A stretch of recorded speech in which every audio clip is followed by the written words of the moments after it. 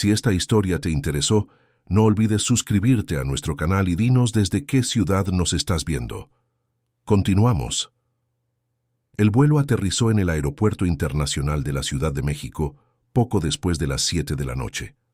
Alejandro Torres ajustó su reloj de pulso, sintiendo el peso del agotamiento acumulado en 3 meses de viajes consecutivos. 3 meses, 90 días lejos de casa, cerrando contratos, expandiendo el negocio, construyendo un imperio tecnológico que empezaba a llamar la atención a nivel internacional. Cada reunión tenía un único propósito: asegurar el futuro de Sofía, su hija de 8 años, la razón por la que se despertaba cada día con una determinación renovada. La última etapa del viaje había sido particularmente extenuante: Dubái, Tokio, Londres y finalmente San Francisco.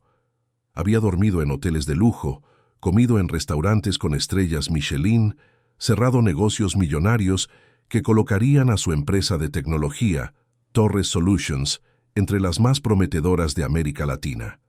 Pero ningún logro profesional llenaba el vacío de estar lejos de casa. Alejandro venía de un origen humilde.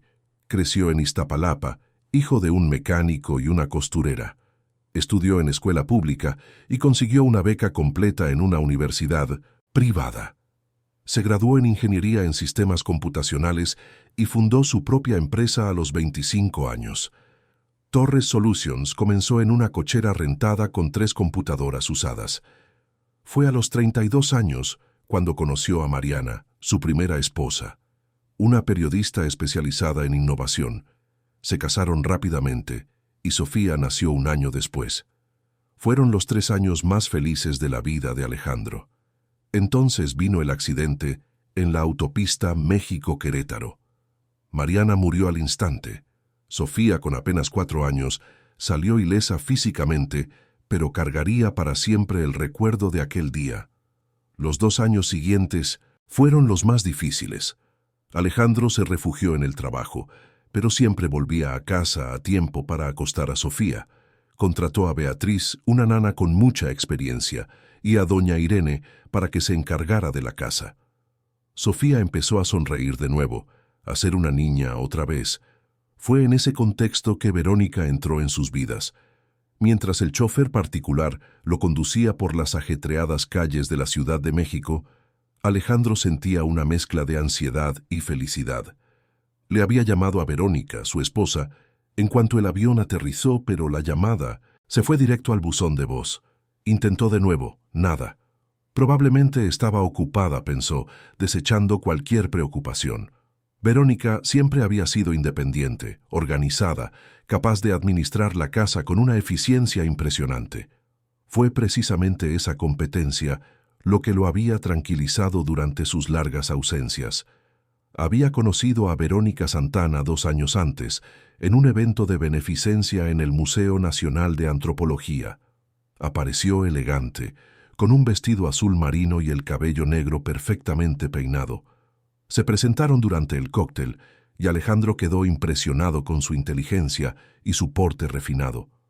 Le contó que trabajaba como asesora de imagen para empresarios. Verónica parecía entender exactamente lo que Alejandro necesitaba. Escuchaba sus preocupaciones sobre Sofía, le ofrecía consejos sensatos, demostraba un interés genuino. Era hermosa, sofisticada, pero no intimidante. Durante los primeros meses de noviazgo, se ganó a Sofía gradualmente. Le traía regalos, le preguntaba por la escuela, veía caricaturas con la niña. Beatriz expresó algunas reservas, pero Alejandro lo atribuyó a celos naturales. Se casaron 6 meses después de su primer encuentro. Verónica insistió en el régimen de sociedad conyugal, argumentando que demostraría confianza mutua. Alejandro aceptó sin dudarlo. Los primeros meses de matrimonio fueron tranquilos. Verónica asumió la administración de la casa con una eficiencia impresionante. Cuando sugirió que Beatriz ya estaba muy grande para cuidar de Sofía, Alejandro dudó, pero acabó cediendo. Fue en esa época cuando comenzaron los primeros viajes internacionales. La empresa estaba en expansión, atrayendo inversionistas europeos y estadounidenses. Verónica se mostró comprensiva, animándolo, diciéndole que Sofía estaría bien bajo su cuidado. Los viajes se fueron haciendo más largos, 2 semanas, 3 semanas, un mes. Hubo señales que Alejandro no supo interpretar. Doña Irene intentando hablar con él, siempre interrumpida por Verónica. Marcos comentando que Sofía parecía más callada. Carla notando que la niña comía menos. Pero Alejandro, inmerso en el mundo corporativo, no ató cabos. La relación evolucionó rápidamente. Verónica era atenta, sabía exactamente qué decir, cuándo estar presente y cuándo dar espacio. Sofía, que en ese entonces tenía 6 años y aún sufría por la pérdida de su madre biológica 2 años antes, pareció aceptar a Verónica con naturalidad. No hubo resistencia, no hubo conflictos. Alejandro interpretó eso como una señal de que estaba tomando la decisión correcta. Se casaron 6 meses después, en una ceremonia discreta en el jardín de la mansión en Polanco, una colonia de lujo en 1900, la capital. Ahora, mientras el coche atravesaba las calles iluminadas, Alejandro pensaba en la cara que pondría Sofía al verlo. Se imaginaba a la niña corriendo por el pasillo, gritando su nombre, saltando a sus brazos. Le había traído regalos, claro. Una muñeca articulada de una tienda en Tokio, chocolates suizos, una colección de libros ilustrados que encontró en Londres. Pero sabía que nada de eso importaba tanto como su presencia. Sofía siempre decía que el mejor regalo era tenerlo cerca. El portón de la mansión se abrió automáticamente. El jardín estaba impecablemente cuidado. Las luces exteriores proyectaban sombras suaves sobre los árboles podados con precisión. Todo parecía estar en orden. Alejandro bajó del coche, tomó su maletín y caminó hacia la entrada principal. La puerta estaba sin seguro. Entró, esperando ser recibido por el bullicio característico de la casa, por las voces de Sofía y Verónica, quizás por el sonido de la televisión en la sala o música sonando suavemente. Silencio. Un silencio pesado, incómodo, que no encajaba con aquel hogar. Alejandro frunció el ceño, dejó el maletín en el recibidor y se dirigió a la sala. Las luces estaban apagadas. Encendió el interruptor y miró a su alrededor. Todo estaba ordenado, limpio, pero algo se sentía diferente. Le tomó unos segundos darse cuenta de qué era. Las fotografías, los portarretratos que solían decorar las repisas, mostrando momentos felices de Sofía, recuerdos de cumpleaños, viajes en familia, habían desaparecido. En su lugar había arreglos de flores blancas, jarrones minimalistas, objetos decorativos fríos e impersonales. Alejandro sintió una opresión en el pecho. Caminó hacia la escalera, subió los escalones de 2 en 2 dirigiéndose al cuarto de Sofía. La puerta estaba entreabierta. La empujó lentamente y lo que vio lo dejó paralizado. El cuarto, antes lleno de colores vibrantes, dibujos pegados en las paredes, peluches esparcidos por la cama y libros infantiles apilados en el librero, ahora era irreconocible. Las paredes habían sido pintadas de un gris claro. La cama infantil había sido reemplazada por una cama individual sencilla, con sábanas blancas, sin vida. No había juguetes, no había dibujos, no había rastros de la niña alegre que vivía allí. ¿Dónde estaba Sofía? Alejandro sintió que el pánico comenzaba a subir. Bajó las escaleras rápidamente, llamando a su hija por su nombre. Nada. Cruzó la cocina, revisó el estudio, el comedor. Vacío. Fue entonces cuando escuchó un sonido proveniente del patio trasero. Un sonido ahogado, como si algo estuviera siendo arrastrado sobre una superficie dura. Abrió la puerta de cristal que daba al jardín y se quedó helado. La escena frente a él parecía irreal, como si hubiera sido arrancada de una pesadilla. El patio estaba cubierto por una fina capa de escarcha, resultado de un frente frío atípico que había azotado la Ciudad de México en las últimas semanas, trayendo temperaturas cercanas a los 0 grados durante las madrugadas. El pasto crujiente bajo la capa helada brillaba bajo la luz amarillenta de los postes del jardín, creando una belleza cruel y engañosa. Y allí, en medio de esa inmensidad helada, estaba Sofía, su hija, su pequeña Sofía, arrastrando una bolsa de basura enorme, pesada, que parecía tener el doble de su tamaño. El sonido que Alejandro había escuchado era exactamente eso: el plástico grueso raspando contra el suelo congelado, produciendo un ruido áspero que ahora sonaba como una tortura auditiva. Solo llevaba una camiseta delgada de algodón blanco, manchada de tierra y rota en la manga izquierda. Los pantalones de mezclilla estaban gastados, demasiado grandes, sujetos en la cintura con una agujeta improvisada. Los tenis, que Alejandro reconoció como los del año anterior, estaban rotos a los lados, exponiendo los dedos de sus pies al frío. Sin chamarra, sin guantes, sin bufanda, sin ninguna protección contra el frío cortante que hacía temblar hasta a los adultos más resistentes. Alejandro no pudo moverse. Sus ojos registraron cada detalle con una claridad dolorosa que se quemaría en su memoria para siempre. Las manos de Sofía estaban rojas, hinchadas, los dedos temblorosos intentando mantener el agarre en la boca de la bolsa. Había grietas visibles en la piel, algunas sangrando ligeramente, la sangre formando pequeñas manchas oscuras que contrastaban con la palidez antinatural de su piel. Sus labios estaban morados, partidos, entreabiertos mientras jadeaba por el esfuerzo. Tiraba de la bolsa con dificultad, los pies resbalando repetidamente en el suelo helado. Cada paso era una batalla. Avanzaba medio metro, resbalaba, recuperaba el equilibrio, intentaba de nuevo. Su pequeño cuerpo estaba encorvado por el peso imposible, los hombros tensos, los músculos temblando no solo por el frío, sino por el agotamiento físico completo. Lágrimas silenciosas corrían por su rostro, congelándose en sus mejillas antes de caer, dejando rastros brillantes que reflejaban la luz artificial. Aún no lo había visto. Seguía arrastrando ese peso imposible, su respiración agitada creando pequeñas nubes de vapor que se disipaban rápidamente en el aire helado. Sus ojos estaban fijos en el suelo, enfocados solo en dar el siguiente paso, en no rendirse, en cumplir esa tarea incomprensible que alguien le había impuesto a una niña que debería estar dentro de casa, calientita, alimentada, protegida. Y entonces Alejandro vio a la otra figura, Verónica, sentada cómodamente en una silla de jardín que había sido arrastrada a un área techada del patio, protegida del frío por un toldo con calefacción que Alejandro ni siquiera sabía que existía. Estaba envuelta en mantas de lana carísimas, de esas importadas de Escocia que costaban miles de pesos, una copa de vino tinto en la mano, el líquido rubí contrastando elegantemente con el cristal delicado. Llevaba un abrigo de piel auténtica, botas de cuero hasta las rodillas, guantes de piel fina. Su cabello estaba impecablemente peinado, su maquillaje perfecto, como si estuviera a punto de salir a un evento social. Observaba a Sofía trabajar con una expresión que Alejandro nunca había visto antes.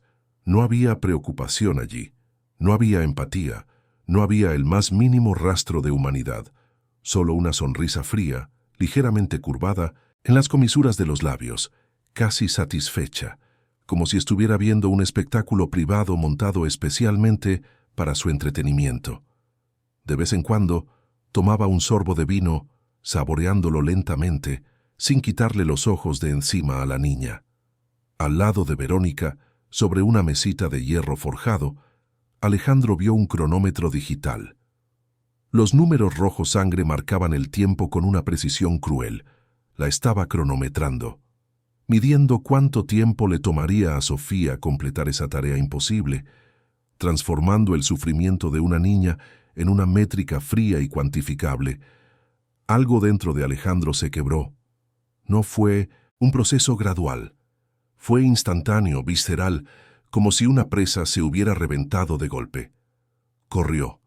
Corrió como nunca había corrido en su vida, sus pies pisando con fuerza el hielo, el corazón explotando en su pecho, la vista nublándose por las lágrimas que comenzaban a formarse. Cruzó el jardín en segundos que parecieron horas, cada latido de su corazón resonando en sus oídos como un tambor de guerra. Sofía tropezó exactamente en ese momento. Sus pies, probablemente entumecidos por el frío extremo, fallaron. Cayó de rodillas sobre el suelo helado con un impacto que Alejandro escuchó claramente. La bolsa de basura se le escapó de las manos heridas. Soltó un grito de dolor, un sonido que le atravesó el corazón a Alejandro como una navaja afilada, retorciéndose en sus entrañas, destruyendo algo fundamental en su alma. Era un grito de dolor físico, sí, pero también de desesperación, de agotamiento absoluto, de una niña que había llegado al límite de lo que podía soportar. Llegó hasta ella en 3 largas zancadas, prácticamente volando sobre el suelo congelado. Se arrodilló a su lado, sin sentir el dolor del impacto, sin sentir el frío que penetraba a través de sus pantalones. La rodeó con sus brazos, la apretó contra su pecho, con una fuerza casi desesperada, sintiendo el cuerpo delgado y tembloroso contra el suyo. Se quitó su propio abrigo de lana, con movimientos frenéticos, y cubrió su pequeño cuerpo, envolviéndola por completo, intentando transferirle todo el calor que podía. Sofía levantó el rostro lentamente. Sus ojos, esos ojos cafés que solían brillar con alegría infantil, se abrieron de par en par al reconocerlo. Por un instante, un segundo congelado en el tiempo, pareció no creer que él estuviera realmente allí. Su boca se abrió ligeramente, pero no salió ningún sonido. Parpadeó varias veces, como si intentara limpiar una ilusión, como si temiera que al parpadear de nuevo él desapareciera como un sueño cruel. Entonces la realidad la golpeó. Él estaba allí. Era real. No era una ilusión nacida de la desesperación. Se derrumbó. Completamente. Se aferró a su padre con una fuerza que desmentía su aparente fragilidad, sus pequeños dedos heridos enterrándose en la camisa de él, sujetándolo como si su vida dependiera de ello. Sollozó incontrolablemente, su pequeño cuerpo sacudiéndose violentamente con cada llanto que se escapaba, olas de emoción reprimida que finalmente encontraban una salida. No eran lágrimas silenciosas, eran sollozos profundos, guturales, que venían de algún lugar muy hondo donde el dolor había sido enterrado y compactado por demasiado tiempo. «Papá», la palabra salió entrecortada, casi ahogada. «Papá, regresaste. Regresaste de verdad. Estás aquí. Por favor, no te vayas otra vez. Por favor». Repetía las palabras como un mantra, como si necesitara convencerse de que aquello estaba sucediendo realmente. Alejandro apretó a su hija contra su pecho, sintiendo el frío que emanaba de su cuerpo delgado, las manos heladas que se aferraban a su camisa. Estaba más ligera, mucho más ligera de lo que debería. Le apartó el cabello del rostro, y fue entonces cuando lo notó. Los ojos hundidos, las mejillas chupadas, los labios partidos. Sofía estaba desnutrida. «¿Qué pasó aquí?». La voz de Alejandro salió ronca, cargada de una furia que nunca supo que era capaz de sentir. Miró a Verónica, que seguía sentada, impasible, como si nada de aquello fuera extraordinario. «Disciplina, Alejandro. Solo es disciplina». Su voz era tranquila, casi aburrida. La niña necesitaba aprender a ser responsable. La consentías demasiado. Alguien tenía que corregir eso. Alejandro no pudo responder. No pudo procesar las palabras. Cargó a Sofía en brazos y caminó de regreso a la casa, ignorando por completo a Verónica. Subió las escaleras, llevó a su hija a su propio cuarto, la acostó en la cama y la cubrió con todas las cobijas que encontró. Sofía temblaba tanto que le castañeteaban los dientes. Tomó el teléfono, llamó al médico particular de la familia y exigió que viniera de inmediato. Mientras esperaba, Alejandro se sentó al borde de la cama, sosteniendo la mano pequeña y herida de su hija. Sofía lo miraba con una expresión que lo destrozaba. Había miedo allí, miedo de él, como si esperara que la castigara por haber sido encontrada en ese estado. «Papá, lo intenté hacer todo bien, pero no podía. No soy lo suficientemente fuerte». Su voz era un susurro frágil, entrecortado por sollozos. «No tenías que hacer nada de esto, Sofía. Nada de esto. Alejandro sintió que sus propias lágrimas comenzaban a caer. ¿Quién te mandó a hacer esto? La tía Verónica. Dijo que tú lo sabías, que estabas de acuerdo, que necesitaba aprender a ser útil, si no, ya no me ibas a querer. Las palabras golpearon a Alejandro como puñetazos. Cerró los ojos tratando de controlar la ola de ira que amenazaba con consumirlo. ¿Cómo se había atrevido? ¿Cómo se había atrevido a usar su nombre para justificar aquello? Sofía, escúchame, mírame. Alejandro sostuvo el rostro de su hija con delicadeza. Yo nunca hubiera querido que pasaras por esto. No sabía nada. Nada de lo que pasó aquí fue tu culpa. ¿Entiendes? Nada. Sofía comenzó a llorar de nuevo, pero esta vez era un llanto diferente, un llanto de alivio. Alejandro la abrazó, y los dos se quedaron así hasta que llegó el médico. El doctor Enrique Ramírez era un hombre serio, de mediana edad, que atendía a la familia Torres desde 1900, hacía más de una década. Fue él quien había seguido el embarazo de Mariana, quien había atendido el parto de Sofía, quien había cuidado la salud de la niña durante todos estos años. Conocía cada detalle del historial médico de la familia, y fue precisamente por eso que su expresión se fue volviendo cada vez más sombría mientras examinaba a la niña. Trabajó en silencio durante largos minutos, verificando la temperatura, la presión arterial, los latidos del corazón. Examinó las manos heridas con cuidado, limpiando cada corte, cada grieta, aplicando pomada antibiótica. Miró dentro de la boca de Sofía, revisó los dientes, la garganta. Le pidió que se pusiera de pie, observó su postura, su equilibrio. Hizo preguntas suaves sobre dolores, sobre cuándo había comido por última vez, sobre cuánto tiempo llevaba trabajando en el frío. Las respuestas de Sofía eran fragmentadas, vacilantes. Miraba a Alejandro antes de cada respuesta, como si pidiera permiso, como si temiera las consecuencias. El doctor Enrique lo notó y se preocupó aún más. Cuando terminó, pidió hablar con Alejandro en privado. Salieron al pasillo, dejando a Sofía descansando en la cama, finalmente calientita, envuelta en cobijas, con el suero goteando lentamente en su brazo delgado. Alejandro, esto es grave, muy grave. El médico mantenía la voz baja, pero el tono era cortante. Deshidratación severa. Probablemente ha estado privada de agua adecuada durante días. La desnutrición es avanzada. Perdió al menos 5 kilos desde la última vez que la examiné. Hace 4 meses. Para una niña de su edad, eso es extremadamente peligroso. Hizo una pausa, organizando sus pensamientos, eligiendo las palabras con cuidado. Las heridas en sus manos no son de hoy, son heridas repetidas, algunas ya comenzando a cicatrizar, otras recientes. Esto indica trabajo físico constante y prolongado. Las quemaduras por frío, en las orejas y las mejillas, muestran una exposición repetida a temperaturas extremas.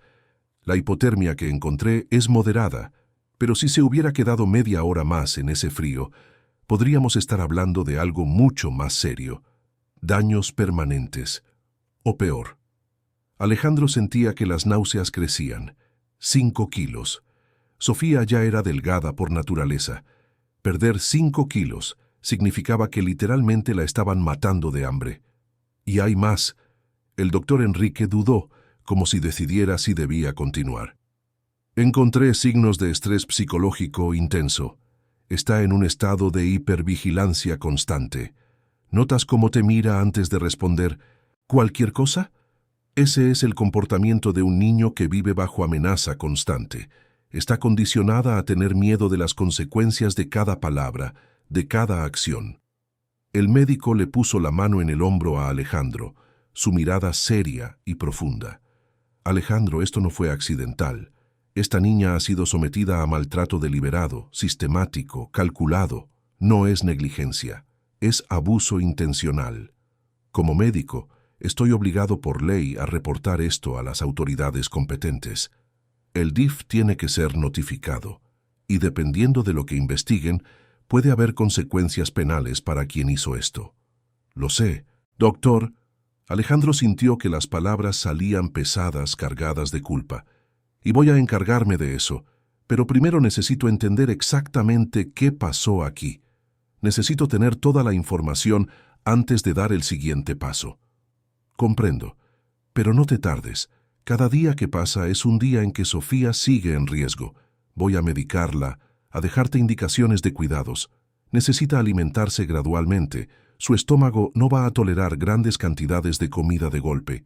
Líquidos constantes, calor, descanso y sobre todo necesita seguridad emocional. Necesita saber que está protegida, que esto no volverá a suceder. Le recetó medicamentos, lo anotó todo en una receta. Le dio instrucciones detalladas sobre horarios y dosis. Le aplicó una segunda bolsa de suero. Verificó de nuevo los signos vitales de Sofía. Habló con ella en un tono suave, tratando de calmarla. Antes de irse, examinó a Alejandro por un largo momento. Cuídate tú también. Sé que estás en shock, pero Sofía te va a necesitar fuerte. Y si necesitas cualquier cosa, cualquier emergencia, llámame. No importa la hora. Después de que el médico se fue, Alejandro se quedó sentado junto a la cama de Sofía, sosteniendo su pequeña mano. La niña finalmente se había quedado dormida, agotada física y emocionalmente. Su rostro, ahora limpio y cálido, todavía mostraba las marcas del sufrimiento, las ojeras profundas, las mejillas chupadas, la palidez antinatural. Intentó recordar la última vez que había visto a su hija 3 meses atrás y compararla con la niña que tenía delante ahora. Era casi irreconocible. ¿Cómo no se había dado cuenta en las breves videollamadas? ¿Cómo había permitido que aquello llegara a ese punto? Después de que el médico se fue, Alejandro bajó a buscar a doña Irene, el ama de llaves que trabajaba en la casa desde antes de que naciera Sofía. La encontró en la cocina sentada en un banco de madera pegado a la pared, con los ojos rojos e hinchados, un pañuelo arrugado en las manos. La mujer de 60 años, siempre tan fuerte y controlada, parecía haber envejecido una década en 3 meses. Al verlo se echó a llorar. «Señor Alejandro». La voz le salió temblorosa, llena de culpa. «Lo intenté. Dios es testigo de que lo intenté. Pero ella me amenazó. Dijo que me iba a correr, que iba a destruir mi vida, que iba a hacer que nunca más consiguiera trabajo en ningún lado. Ya estoy vieja, señor. No tengo familia, no tengo a dónde ir. Mi pensión apenas me alcanza para sobrevivir. Necesitaba este trabajo. Pero no aguantaba. No aguantaba ver a la niña sufriendo de esa manera». Alejandro se sentó a su lado, poniéndole la mano en el hombro tembloroso. La culpa que veía en los ojos de doña Irene era la misma que él sentía arder en su propio pecho. Ambos eran víctimas del mismo sistema cruel que Verónica había construido. «Doña Irene, cuéntemelo todo, desde el principio, cada detalle, no importa lo pequeño que parezca. Necesito saber exactamente qué pasó mientras yo no estaba». Y ella le contó. Con la voz quebrada, interrumpida por sollozos, doña Irene reconstruyó los 3 meses más oscuros de la vida de Sofía. «Todo cambió una semana después de que usted se fue a su primer viaje», comenzó doña Irene, limpiándose los ojos con el pañuelo. «La señora Verónica nos llamó a todos los empleados a una reunión en la sala. Éramos 7 en ese entonces. Yo, Beatriz la nana, Marcos el jardinero, Carla la cocinera, Roberto el chofer, Paula la señora de la limpieza y Julio el de seguridad. Dijo que iba a implementar nuevos estándares de disciplina en la casa, que Sofía necesitaba aprender a ser responsable, que todos consentíamos demasiado a la niña». Beatriz fue la primera en ser despedida. Intentó argumentar que Sofía era solo una niña, que necesitaba cariño y cuidados. La señora Verónica le dijo que se estaba metiendo donde no la llamaban, que se estaba entrometiendo en asuntos familiares. La despidió en ese mismo momento, sin liquidación, sin nada. Se aseguró de que todos lo viéramos. Era un mensaje claro. Quien la cuestionara sería el siguiente. Alejandro cerró los ojos, imaginando a Beatriz, esa mujer cariñosa, que había cuidado de Sofía con tanto amor, siendo humillada y expulsada de la casa sin miramientos. ¿Y qué le hizo a Sofía después de eso? Doña Irene respiró hondo, reuniendo valor para continuar. Empezó con las comidas. Sofía siempre desayunaba a las 7, comía a las 12, merendaba a las 4 y cenaba a las 7 de la noche. La señora Verónica lo cambió todo. Dijo que la niña solo comería si se lo merecía. Creó una lista de tareas que Sofía tenía que cumplir para ganarse cada comida. Limpiar su propio cuarto, organizar la biblioteca, barrer la cochera, lavar los platos. Tareas que requerían horas de trabajo para una niña de 8 años.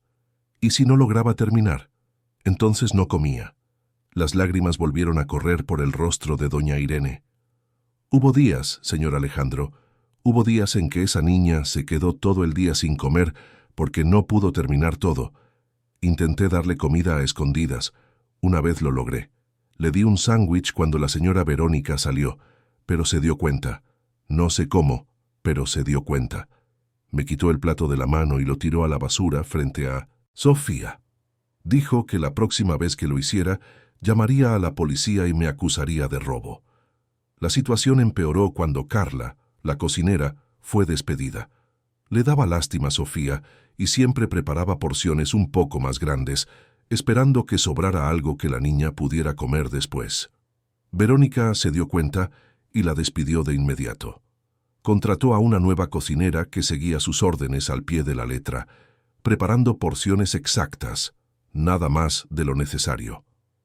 Marcos, el jardinero, intentó intervenir cuando vio a Sofía cargando cubetas de agua que pesaban casi tanto como ella. Argumentó que era peligroso, que la niña podría lastimarse. Fue despedido esa misma semana. El nuevo jardinero era un hombre callado que nunca cuestionaba nada. Uno a uno, los empleados que demostraron cualquier empatía por Sofía fueron eliminados. Verónica los reemplazaba por personas que ella misma contrataba, personas que no hacían preguntas, que cumplían órdenes sin dudar. El ambiente de la casa se transformó en algo claustrofóbico, vigilado, donde cualquier gesto de bondad era tratado como traición. Y estaba el teléfono, continuó doña Irene. La señora Verónica le confiscó el celular a Sofía desde la primera semana. Dijo que la niña pasaba demasiado tiempo en aparatos electrónicos, pero la verdad es que no quería que Sofía se comunicara con usted. Cada vez que usted llamaba, era la señora Verónica quien contestaba. Inventaba excusas, decía que Sofía estaba ocupada, cansada, que ya se había dormido. ¿Y cuando finalmente dejaba que la niña hablara? Era por 2, 3 minutos máximo. Se quedaba en la sala, escuchando cada palabra. Sofía lo sabía. La niña miraba de reojo, veía a la señora Verónica observando, y le daba miedo decir algo equivocado. Así que solo decía que todo estaba bien. Mentía, porque tenía miedo de las consecuencias. Alejandro recordó las llamadas. Recordó la voz monótona de Sofía, las respuestas cortas, la prisa por colgar. En ese momento lo había atribuido al cansancio. Ahora entendía que era terror. Hay una cosa más, señor. Doña Irene respiró hondo, como si lo que venía a continuación fuera lo más difícil de contar. La señora Verónica le hizo ese cuarto nuevo a Sofía, ese cuarto gris, sin color, sin vida. Lo llamó enseñar minimalismo y disciplina. Agarró todos los juguetes, todos los dibujos, todos los libros infantiles y los guardó en la bodega. Dijo que Sofía solo podría tener acceso a esas cosas si tenía un comportamiento ejemplar durante una semana entera, pero creaba reglas imposibles de seguir. Siempre había algo que Sofía hacía mal. Siempre había una razón para que el castigo continuara. La niña lloraba todas las noches. Yo la oía desde mi cuarto. Lloraba bajito, tratando de ahogar el sonido en la almohada, porque tenía miedo de que la castigaran hasta por llorar. Hubo una noche que no aguanté. Subí a su cuarto, me senté al borde de la cama y le sostuve la mano hasta que se durmió. Cuando bajé, la señora Verónica me estaba esperando en el pasillo. No dijo nada, solo me miró. Pero esa mirada lo decía todo. Yo era la siguiente en la lista. Alejandro sintió náuseas. Se sintió un idiota, un padre negligente, un hombre que había sido completamente engañado. Todas esas llamadas, todas esas videollamadas cortas, donde Sofía aparecía solo unos segundos, siempre callada, siempre seria. Había atribuido el cambio de comportamiento a la etapa de crecimiento, a la timidez típica de la edad. Nunca imaginó que detrás de esa pantalla su hija estaba siendo destruida sistemáticamente.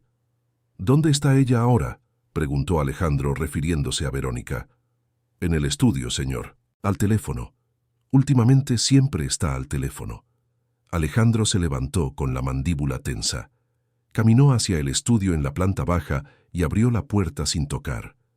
Verónica estaba sentada detrás del escritorio de caoba, con el teléfono en la oreja, gesticulando mientras hablaba en voz baja.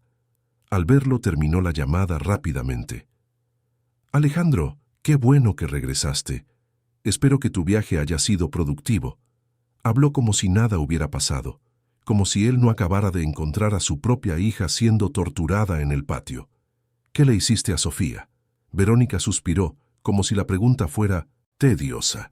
«Ya te lo expliqué, Alejandro, disciplina». La niña era consentida, floja, sin noción de responsabilidad. Alguien tenía que educarla adecuadamente. Tú vivías viajando, así que asumí esa responsabilidad.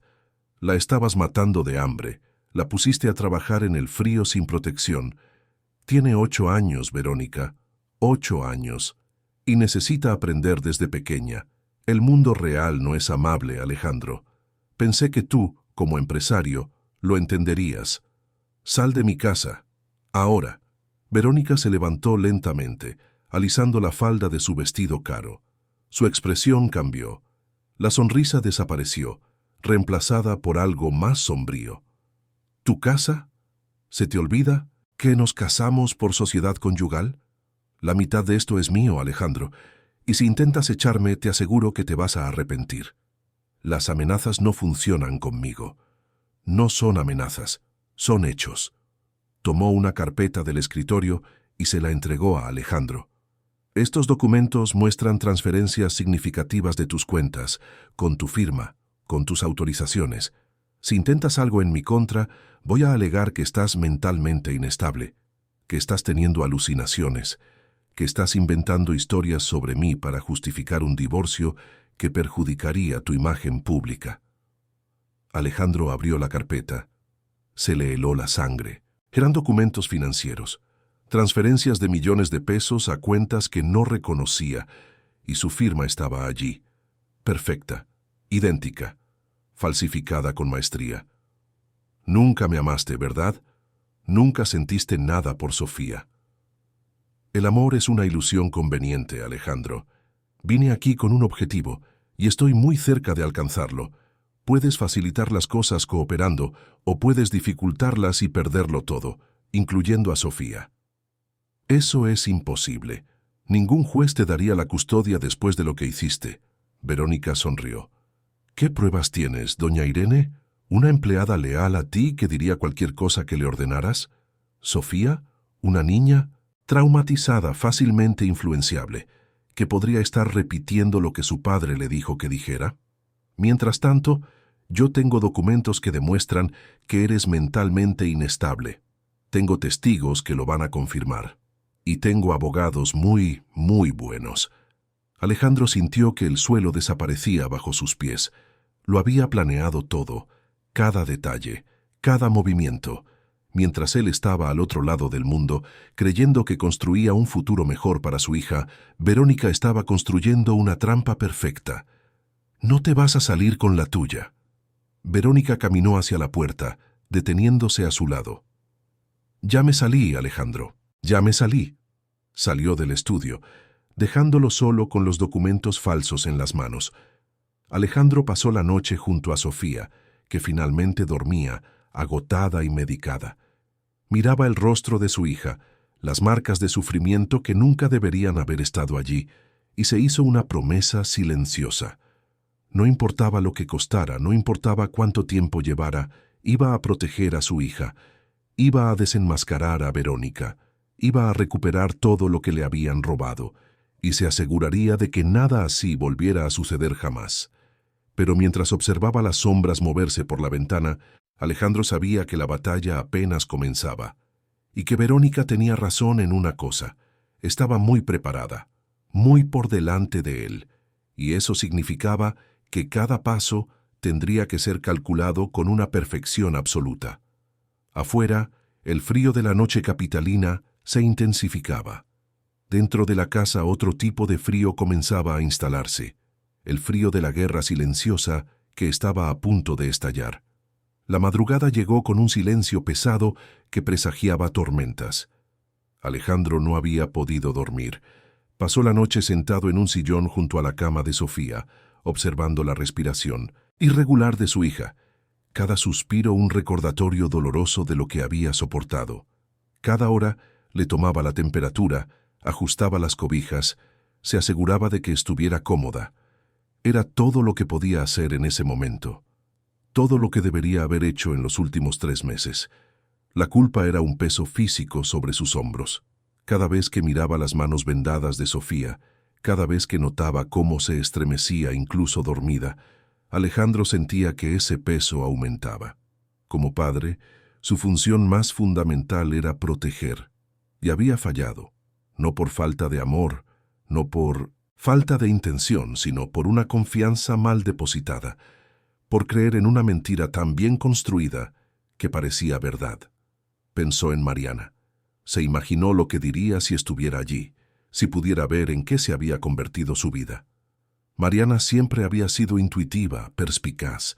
Habría visto a través de la fachada de Verónica. ¿Se habría dado cuenta de las señales que él ignoró? Probablemente sí. Mariana tenía un instinto protector feroz cuando se trataba de Sofía. Nunca habría dejado que esa mujer se acercara a su hija, pero Mariana no estaba allí, y Alejandro tenía que vivir con las consecuencias de sus propias decisiones. No podía retroceder en el tiempo, no podía deshacer los últimos 2 años. Todo lo que podía hacer era luchar por el futuro, asegurarse de que Sofía nunca más pasara por algo así, asegurarse de que Verónica pagara por cada momento de sufrimiento que había infligido. Cuando los primeros rayos de sol comenzaron a filtrarse por las cortinas, Alejandro finalmente se levantó. Tenía los músculos tensos, la cabeza pesada por la falta de sueño, pero la mente estaba sorprendentemente clara. Tenía trabajo que hacer. Necesitaba entender exactamente con quién estaba lidiando, cuál era el plan completo de Verónica y, lo más importante, cómo proteger a Sofía definitivamente. Bajó las escaleras en silencio y fue directo al estudio. La carpeta que Verónica había dejado la noche anterior todavía estaba sobre el escritorio de caoba. Alejandro la abrió de nuevo, esta vez examinando cada documento con una atención meticulosa. Eran transferencias bancarias por un total de 8 millones de pesos, distribuidas a lo largo de los últimos 2 meses. Cuentas en Panamá, en las Islas Caimán, en Dubái, todas con su firma perfectamente falsificada. Tomó el celular y llamó a Marcelo Vargas, su abogado personal y amigo de toda la vida. El hombre contestó al tercer timbrazo con la voz todavía somnolienta. «Marcelo, te necesito aquí. Ahora. Es urgente». «Alejandro, son las 5:30 de la mañana. ¿Qué pasó? No puedo hablar por teléfono. Ven a mi casa. Trae todo lo que tengas sobre contratos matrimoniales, documentación de la empresa y un experto en fraude documental. Y Marcelo, ven con discreción. No quiero que nadie sepa que vienes». Hubo una pausa. Marcelo conocía a Alejandro desde hacía 15 años, desde los primeros días de la empresa. Sabía reconocer cuando algo estaba seriamente mal. «Estaré ahí en 40 minutos». Alejandro colgó y centró su atención en la computadora. Necesitaba descubrir quién era realmente Verónica Santana. Empezó por las redes sociales. Su perfil era impecable, construido con un cuidado profesional. Fotos en eventos culturales, viajes internacionales, cenas de beneficencia, todo muy pulcro, muy perfecto, demasiado perfecto. Fue entonces cuando notó algo extraño.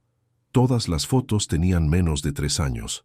No había registros anteriores, ninguna foto de la adolescencia, ningún registro de la universidad, ninguna historia familiar visible.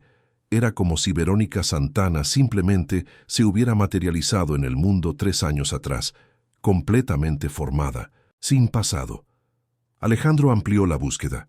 Buscó su nombre en sitios de empresas, registros profesionales, cualquier cosa que pudiera revelar más. Encontró una empresa de consultoría registrada a su nombre, pero la fecha de apertura era reciente, solo 6 meses antes de conocerlo. Antes de eso, nada. Absolutamente nada. El sonido de pasos en el pasillo lo hizo levantar la vista.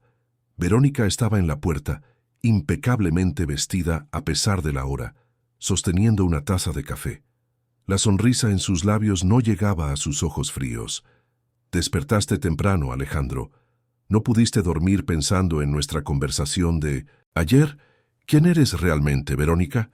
Entró en el estudio con pasos medidos, se sentó en la silla frente al escritorio, cruzó las piernas elegantemente. Soy tu esposa, la madre adoptiva de Sofía, dueña de la mitad de todo lo que posees. ¿Necesitas más detalles? Verónica Santana no existía antes de hace 3 años, sin historial profesional real, sin familia visible, sin pasado verificable. Construiste una identidad desde cero. La pregunta es, ¿por qué? Su sonrisa vaciló por una fracción de segundo, tan rápido que alguien menos atento no lo habría notado. Pero Alejandro lo vio. Vio la máscara resbalar brevemente antes de ser colocada de nuevo en su lugar. Estás paranoico, Alejandro.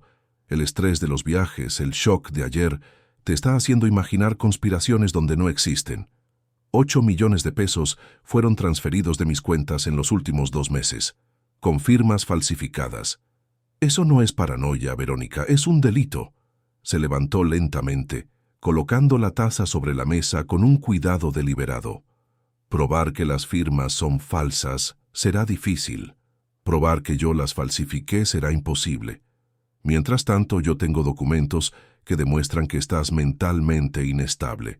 Tengo testigos que confirmarán un comportamiento errático. Y tengo a Sofía, que puede ser fácilmente convencida de que su papá está confundido, enfermo, incluso peligroso. No la vas a volver a tocar. No necesito. Ya hice lo que tenía que hacer. Verónica caminó hacia la puerta, deteniéndose en el umbral. Ah, y Alejandro, mi hermano llega hoy. Ricardo está ansioso por conocer mejor los negocios de la familia. Después de todo, es importante que entienda la empresa de la que pronto será vicepresidente. Tu hermano no va a poner un pie en mi empresa. Verónica rió, un sonido sin humor. ¿Tu empresa?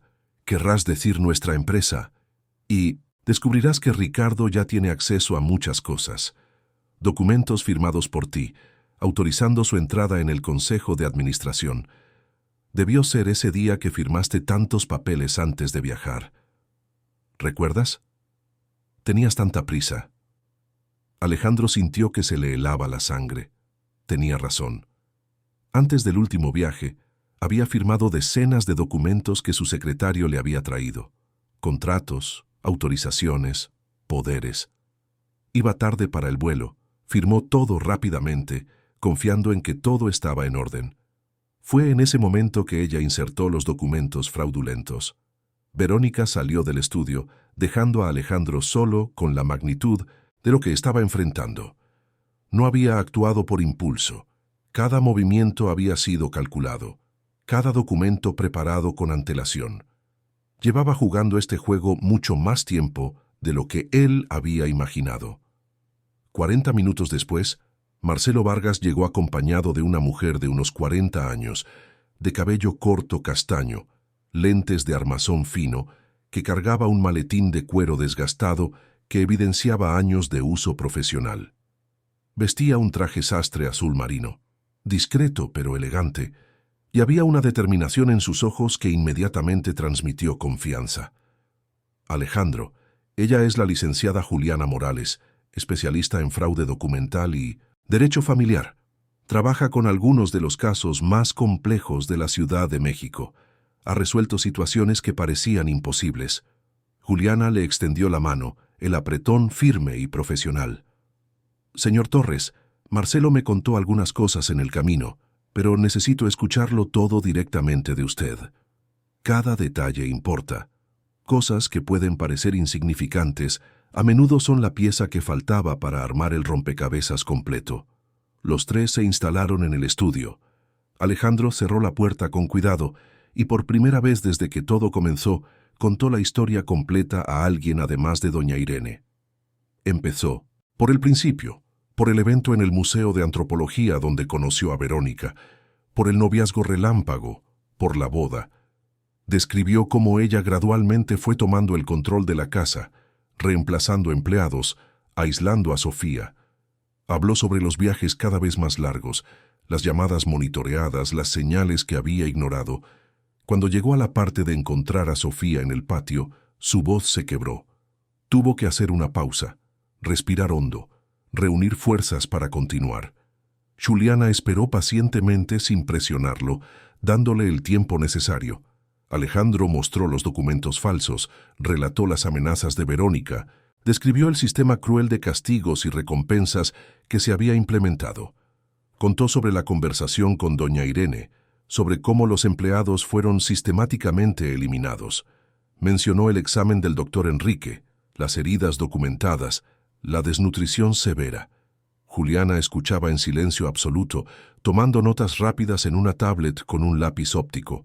Sus ojos se entrecerraban en ciertos puntos de la narrativa, la mandíbula se le tensaba en otros. Cuando Alejandro terminó ya pasaban de las 7 de la mañana. Se sentía agotado, como si hubiera corrido un maratón emocional. Juliana colocó la tablet sobre la mesa y entrelazó los dedos mirando directamente a Alejandro con una expresión que mezclaba compasión y determinación profesional.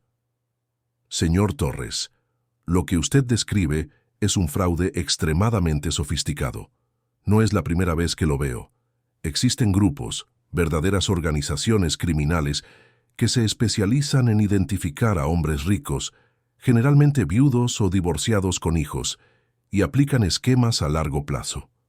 El patrón es siempre similar: acercamiento estratégico, ganarse la confianza, matrimonio rápido, acceso a los bienes, falsificación de documentos, aislamiento de la víctima y, finalmente, despojo total con control completo de la fortuna.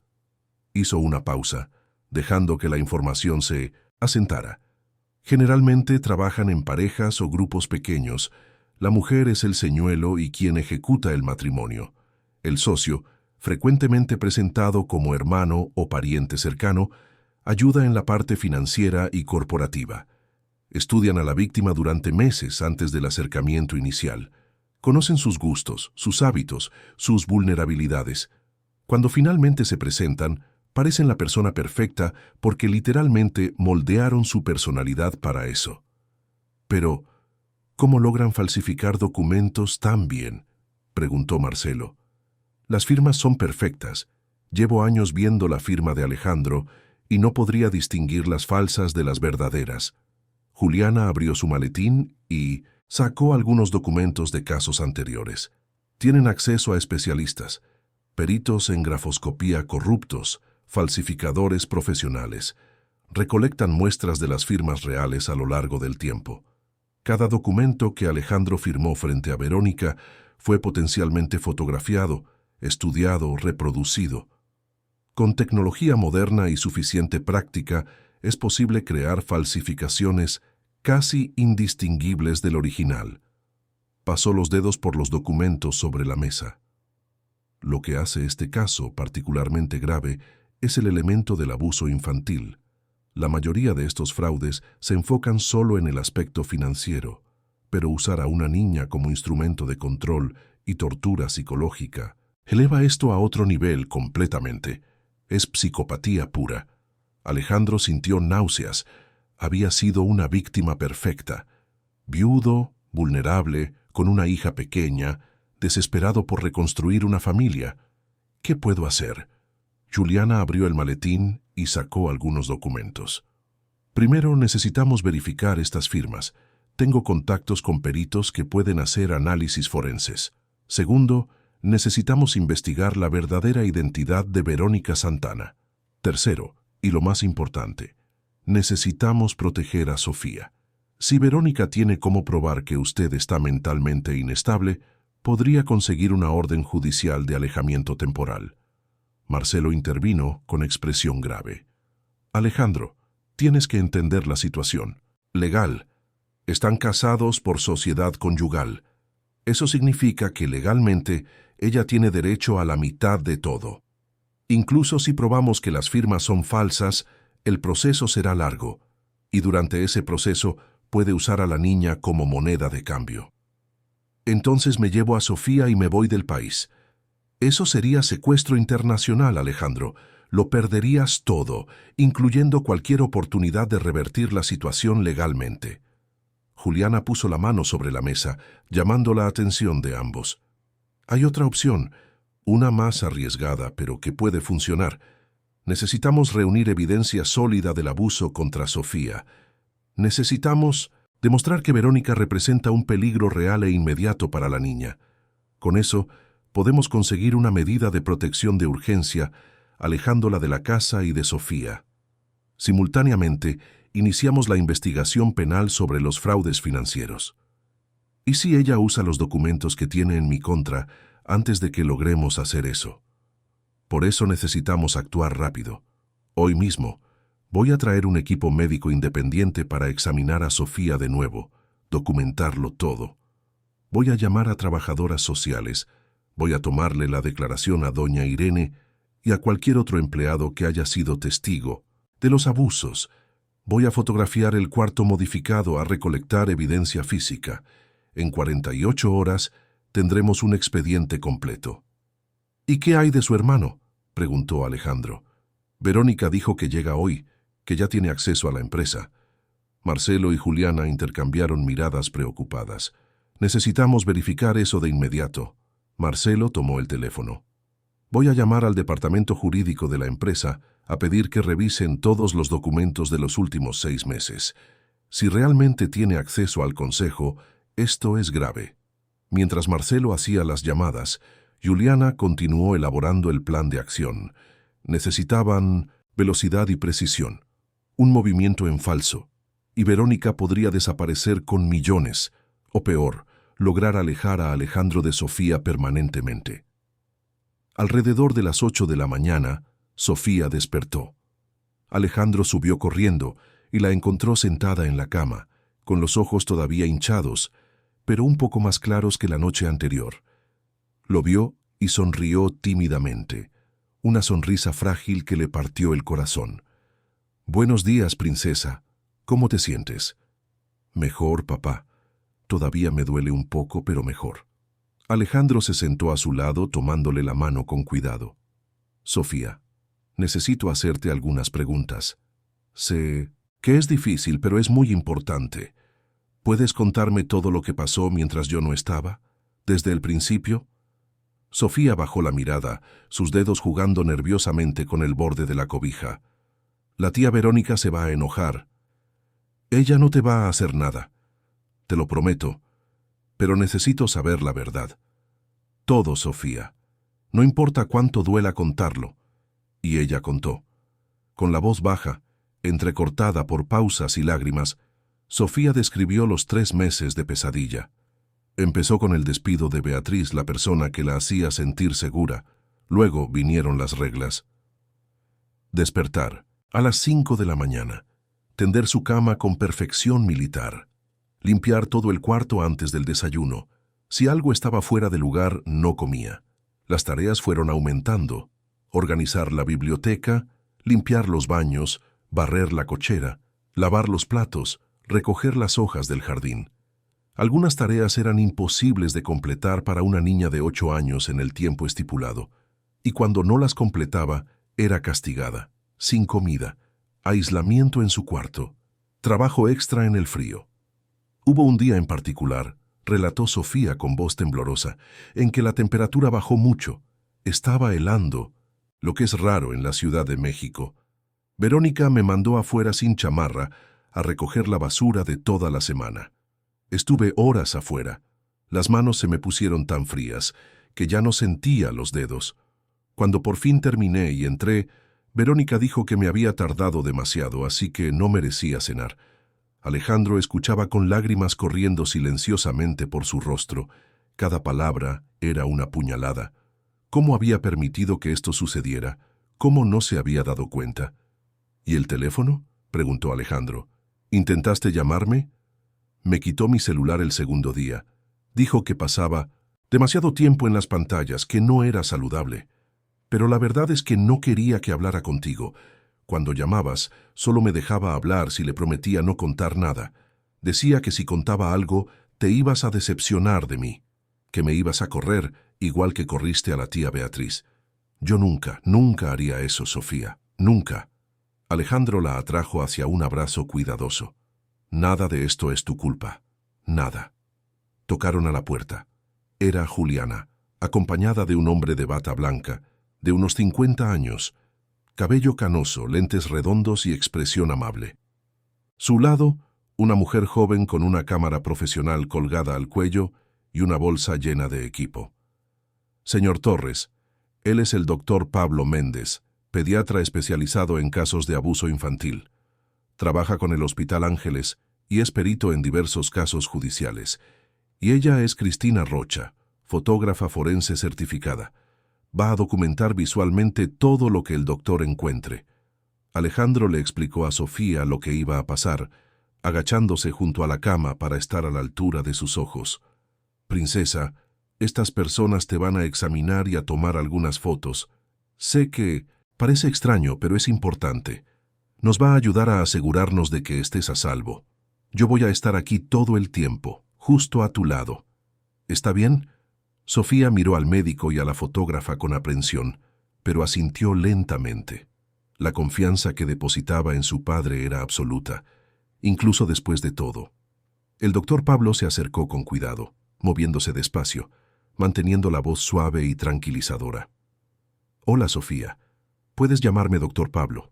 Te voy a revisar igual que el médico que vino anoche, solo que voy a mirar con más cuidado. Si algo te duele o te molesta, me avisas en el momento, ¿de acuerdo?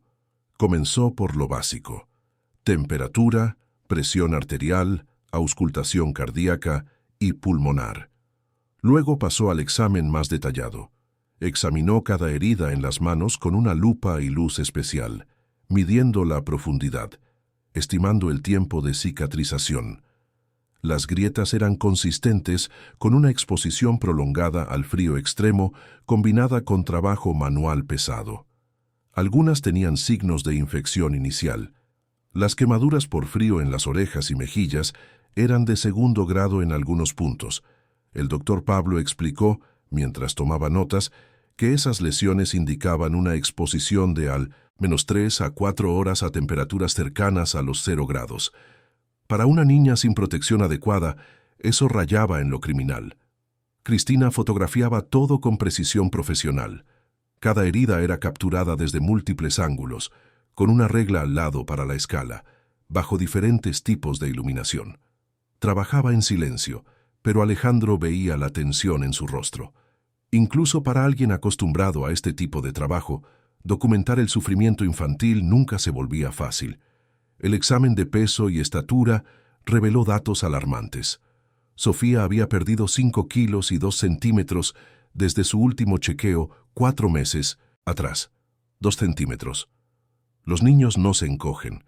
Aquello solo era posible con una desnutrición tan severa que afectaba el desarrollo óseo y muscular. El peso la colocaba por debajo del percentil 3 para su edad. Técnicamente, estaba en estado de inanición.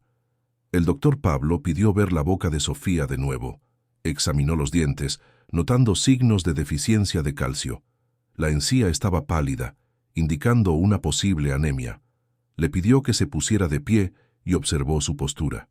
Los hombros encorvados no eran solo cansancio, era la postura de alguien que había pasado demasiado tiempo cargando un peso excesivo. Señor Torres, ¿puedo hablar con usted afuera un momento?, preguntó el doctor Pablo cuando terminó el examen. Salieron al pasillo. El médico cerró la puerta parcialmente y habló en voz baja pero firme. El cuadro es peor de lo que parece a primera vista. Además de la desnutrición obvia y las heridas físicas, encontré signos de estrés crónico que afectaron su desarrollo. La pérdida de altura, que es extremadamente rara en niños sanos, indica que su cuerpo estaba en modo de supervivencia, deteniendo el crecimiento para ahorrar energía. Esto solo ocurre en casos de privación extrema y prolongada. Consultó sus notas en la tablet. Las heridas muestran un patrón. No son accidentes aislados, son lesiones repetidas, consistentes con trabajo manual forzado a lo largo de semanas o meses. Las marcas en las rodillas sugieren que pasaba mucho tiempo arrodillada en superficies duras. Las callosidades en las palmas de las manos son típicas de cargar peso excesivo, y los signos de hipotermia repetida indican una exposición frecuente al frío. Alejandro sintió que las náuseas subían. ¿Y psicológicamente? El doctor Pablo suspiró pesadamente. Esa es quizás la parte más preocupante. Sofía demuestra todos los signos clásicos de trauma psicológico complejo. La hipervigilancia, la necesidad de aprobación antes de cada respuesta, el miedo a las consecuencias por cosas normales. Esto no se desarrolla de la noche a la mañana. Es resultado de un condicionamiento sistemático a través de castigo y recompensa. Conductismo aplicado de forma cruel. Hizo una pausa eligiendo las palabras con cuidado. Señor Torres, en 20 años de carrera, he atendido cientos de casos de abuso infantil, negligencia, violencia física, situaciones horribles. Pero lo que se le hizo a Sofía es particularmente insidioso porque fue calculado. No fue una explosión de ira, no fue negligencia por incompetencia. Fue tortura psicológica deliberada, aplicada de forma sistemática, con el objetivo específico de quebrar el espíritu de una niña. Es uno de los casos más perturbadores que he visto. Mientras tanto, Juliana y su equipo fotografiaban el cuarto modificado, recolectaban los juguetes que habían sido guardados en la bodega, entrevistaban a doña Irene. Cada declaración era grabada, cada evidencia catalogada meticulosamente. Alrededor del mediodía, Marcelo regresó de la oficina con noticias graves. Ricardo Santana estaba, en efecto, listado como miembro del Consejo de Administración de Torres Solutions. Los documentos parecían legítimos, con la firma de Alejandro, fechados 2 meses atrás. Más preocupante aún, se habían autorizado transferencias significativas a cuentas ligadas a él. ¿Cuánto?, preguntó Alejandro, ya anticipando la respuesta. 12 millones, distribuidos en inversiones que no existen, consultorías fantasma, adquisiciones fraudulentas. 20 millones en total, entonces. Alejandro se sentó pesadamente. Estaban robando la empresa por dentro mientras yo construía nuevos negocios por fuera. Y hay más, dudó Marcelo. Encontré registros de comunicación entre Ricardo y algunos de nuestros principales inversionistas. Está esparciendo rumores sobre tu salud mental, sugiriendo que necesitas alejarte temporalmente de la empresa. Algunos inversionistas ya están mostrando preocupación. Alejandro cerró los ojos. Era un golpe en múltiples frentes: financiero, emocional, de reputación. Verónica y Ricardo habían pensado en todo. Necesitamos actuar ahora, dijo Juliana con firmeza. Tengo evidencia suficiente para una medida de protección de urgencia. Voy a ir al juzgado hoy mismo a presentar todo. Pero Alejandro, tienes que prepararte. Cuando hagamos esto, Verónica va a reaccionar. Y puede ser violento, en el sentido legal. Va a usar todas las armas que tiene. No me importa. Proteger a Sofía es todo lo que importa. Juliana asintió y se fue con su equipo, llevándose todo el material recolectado. Marcelo se quedó un poco más, discutiendo estrategias legales, posibles escenarios, planes de contingencia. Cuando finalmente se fue, ya pasaban de las 3 de la tarde. Alejandro subió de nuevo para estar con Sofía. La encontró dibujando, sentada en la cama, usando lápices de colores que doña Irene había encontrado en la bodega. El dibujo mostraba una casa con 2 figuras, una grande y una pequeña, de la mano bajo un sol amarillo brillante. ¿Nosotros dos?, preguntó Alejandro suavemente. Sofía asintió, sin quitar los ojos del papel. «Papá, ¿vamos a estar bien?» «Vamos, princesa, te lo prometo». Pero era una promesa que no estaba seguro de poder cumplir. Mientras observaba a Sofía colorear el cielo de azul, Alejandro sabía que la batalla apenas comenzaba, y que Verónica, abajo, probablemente ya estaba planeando su siguiente movimiento. La tarde avanzó tranquilamente. una calma engañosa. Alejandro le preparó un lunch ligero a Sofía, la ayudó a bañarse, le cambió los vendajes de las manos. Doña Irene apareció algunas veces trayendo té, galletas, verificando si necesitaban algo. La casa parecía casi normal, casi pacífica. Fue cuando el sol comenzó a ponerse que las cosas cambiaron. El sonido de un coche llegando llamó la atención de Alejandro. Miró por la ventana y vio un BMW negro estacionarse en la entrada. Un hombre bajó del coche, alto, de cabello oscuro peinado hacia atrás, traje caro, postura arrogante. Ricardo Santana. Verónica salió a recibirlo. Se saludaron con besos en la mejilla, conversaron brevemente antes de entrar en la casa. Alejandro bajó las escaleras en silencio, deteniéndose en el pasillo donde podía escuchar la conversación sin ser visto. ¿Todo va según el plan? La voz de Ricardo era grave, confiada. Mejor de lo que esperábamos, respondía Verónica con una sonrisa audible en la voz. Descubrió algunas cosas, pero ya es demasiado tarde. Los documentos están en orden, el dinero está seguro, y tenemos testigos listos para declarar sobre su estado mental. ¿Y la niña? Un bono inesperado. Podemos usarla como palanca si es necesario, pero honestamente, Ricardo, creo que ni siquiera lo necesitaremos. Va a ceder. Hombres como él siempre ceden cuando sus hijos están involucrados.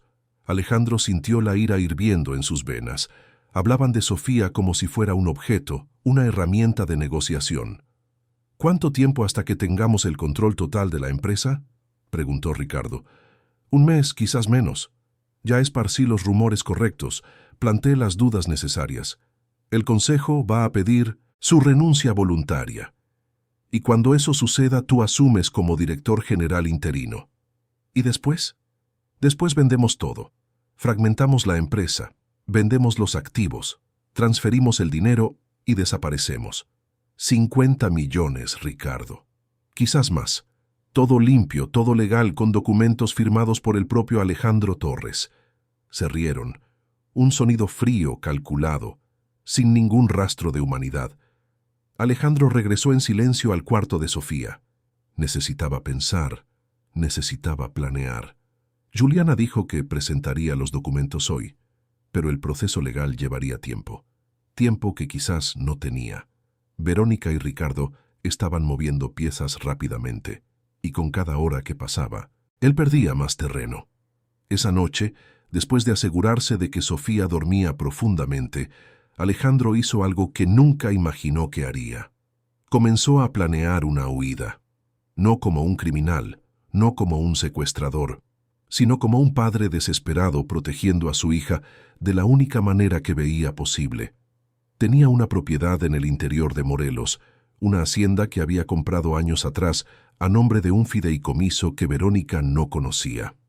Estaba aislada, de difícil acceso, perfecta para esconderse temporalmente mientras Juliana trabajaba en los procesos legales. Llamó a doña Irene y le explicó el plan. La mujer no dudó. «Voy con ustedes, señor Alejandro. La niña me necesita, y no me quedo ni un día más en esta casa sabiendo lo que sé». Acordaron partir a la madrugada siguiente, antes del amanecer. Alejandro prepararía una maleta discreta para Sofía, documentos esenciales, dinero en efectivo. Usarían el coche de doña Irene, menos llamativo que cualquiera de sus vehículos. Pero mientras hacía estos planes, una parte de Alejandro sabía que estaba cruzando una línea peligrosa. Sabía que Verónica usaría esto en su contra, que lo pintaría como un secuestro, como evidencia de la inestabilidad mental que ella venía construyendo. Pero mirando a Sofía dormir pequeña y frágil bajo las cobijas, no veía otra opción. A veces pensó, proteger a quienes amamos significa tomar decisiones imposibles, significa arriesgarlo todo, incluso la propia libertad, para garantizar su seguridad. Y Alejandro estaba listo para ese riesgo. Afuera, la noche capitalina seguía su curso normal. Los coches pasaban por la tranquila calle de Polanco, las luces se encendían y apagaban en las mansiones vecinas. El mundo seguía girando ajeno al drama que se desarrollaba dentro de esa casa en particular. Pero para Alejandro, esa sería la última noche antes de que todo cambiara, antes de convertirse a los ojos de la ley en un fugitivo, antes de sacrificar todo lo que había construido para salvar lo único que realmente importaba.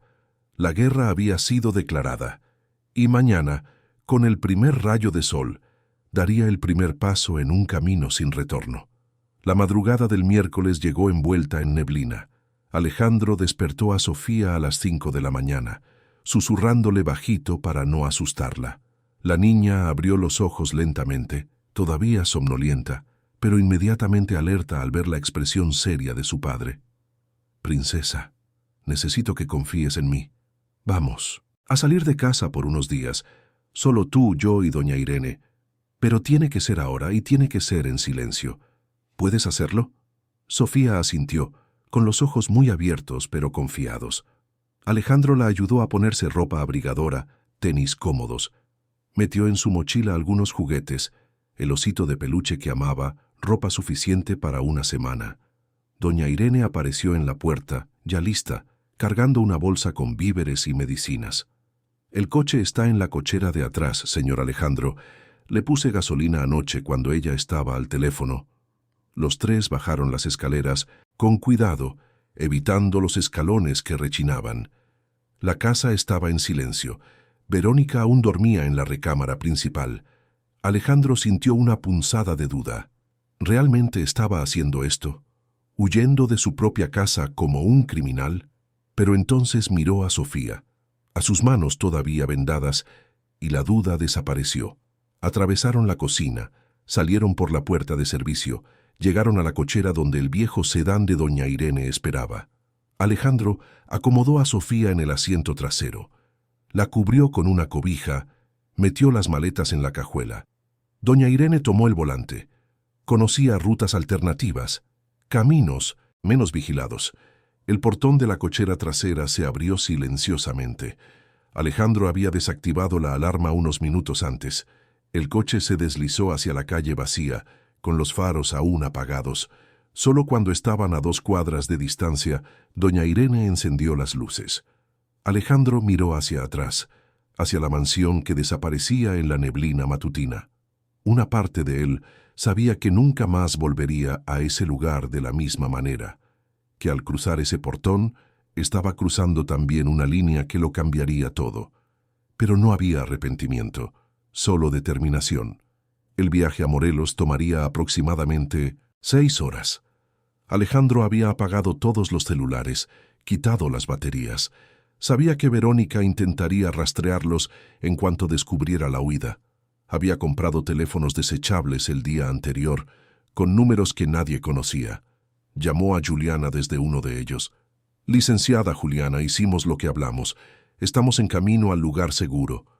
Su voz llegó tensa del otro lado. «Alejandro, esto complica las cosas legalmente. Verónica puede usarlo para tipificar secuestro». «Lo sé.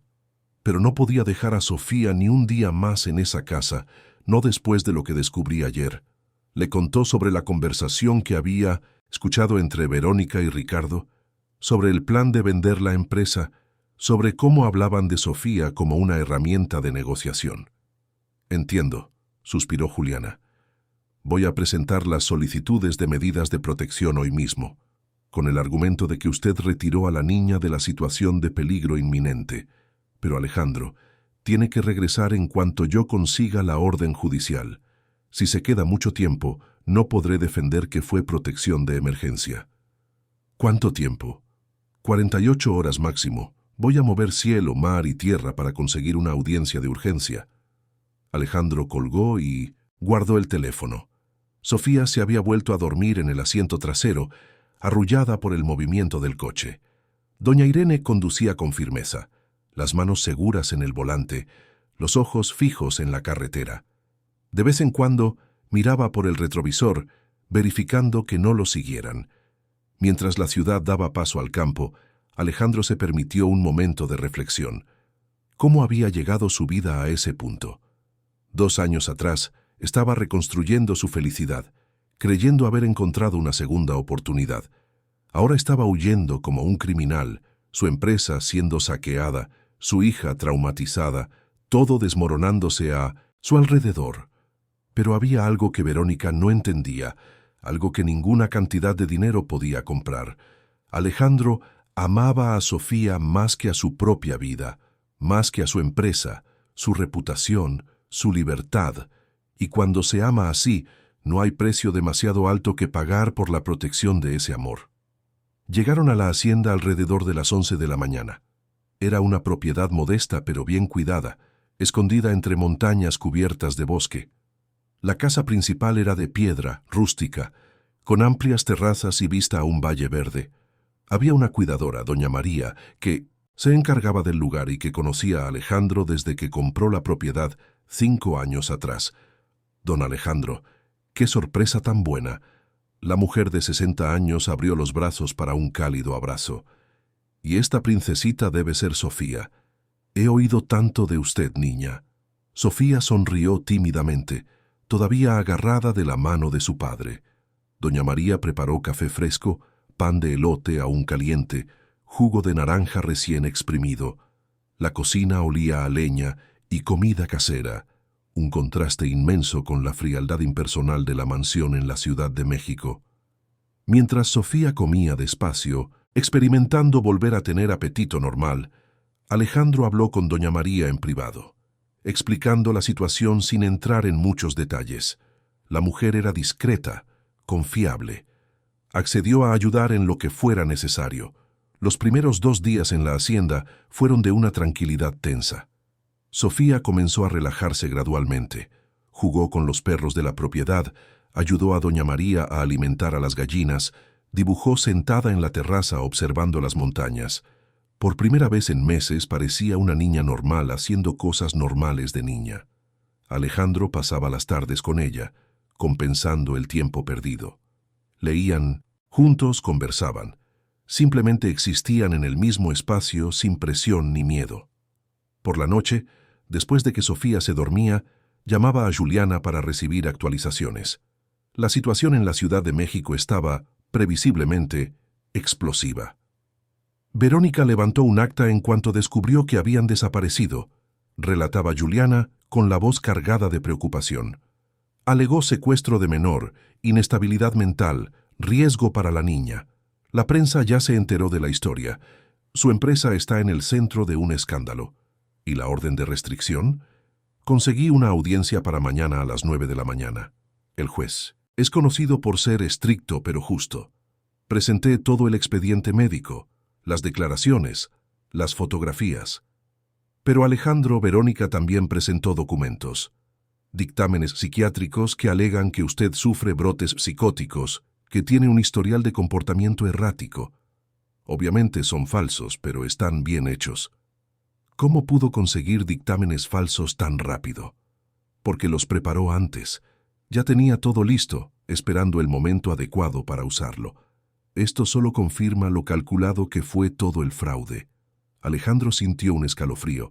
Verónica había planeado cada contingencia, cada posible reacción suya. Era como jugar ajedrez contra alguien que podía ver 10 movimientos por delante. En la mañana del tercer día, cuando Alejandro despertó, algo era diferente. Había una tensión en el aire que no podía identificar. Bajó a la cocina y encontró a doña María pálida, sosteniendo un teléfono. «Don Alejandro, llamaron aquí, una mujer, preguntando si usted estaba aquí. Le dije que no, pero insistió. Dijo que sabía que estaban aquí, que era mejor que cooperara. ¿Cómo consiguió este número?» Doña María negó con la cabeza confundida. «No sé, don Alejandro. Este teléfono es antiguo, casi nadie lo tiene. Solo la familia, algunos vecinos». Alejandro sintió que el peligro se acercaba. Verónica lo estaba cazando, usando recursos que no imaginaba que tuviera. Llamó inmediatamente a Juliana. «¿Saben dónde estamos? Necesitamos salir de aquí». «Calma, Alejandro. La audiencia es en 3 horas. Estoy en camino al juzgado ahora. Aguanta hasta que tenga la orden de restricción en mis manos. Con ella puedes regresar legalmente con Sofía. ¿Y si no da tiempo?».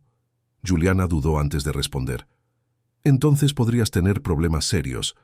Secuestro de menor con agravante de fuga es un delito grave. Puedo minimizarlo, argumentar legítima defensa de los intereses de la niña». pero no puedo garantizar nada. Alejandro colgó con el corazón acelerado. Subió corriendo al cuarto de Sofía.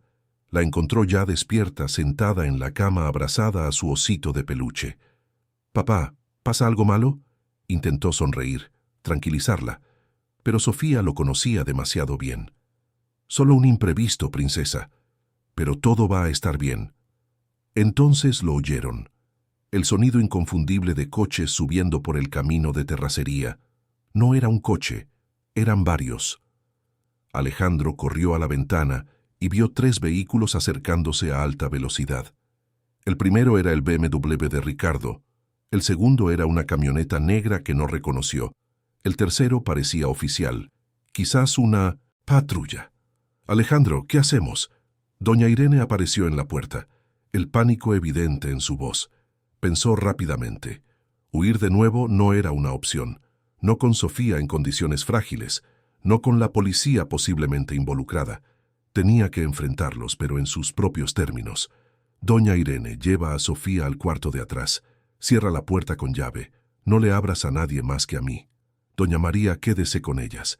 Yo voy a bajar y a resolver esto». «Pero señor Alejandro, confíen en mí, todo va a estar bien». Alejandro bajó las escaleras con el corazón latiendo, fuerte pero la mente sorprendentemente clara. Abrió la puerta principal segundos antes de que Verónica tocara.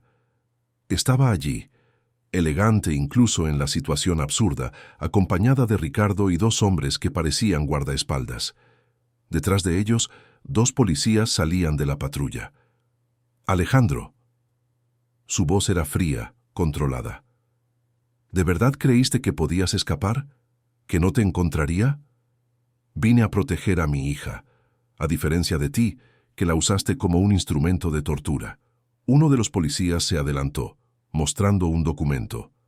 «Señor Alejandro Torres, tenemos una orden de búsqueda y recuperación de menor.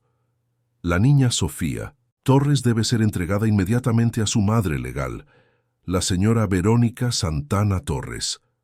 Ella no es su madre. Es una estafadora que se casó conmigo para robar mi empresa». El policía miró incómodo entre Alejandro y Verónica. «Señor, independientemente de las acusaciones, tenemos una orden judicial. ¿Dónde está la niña?». Fue en ese momento que el teléfono de Alejandro sonó. Era Juliana.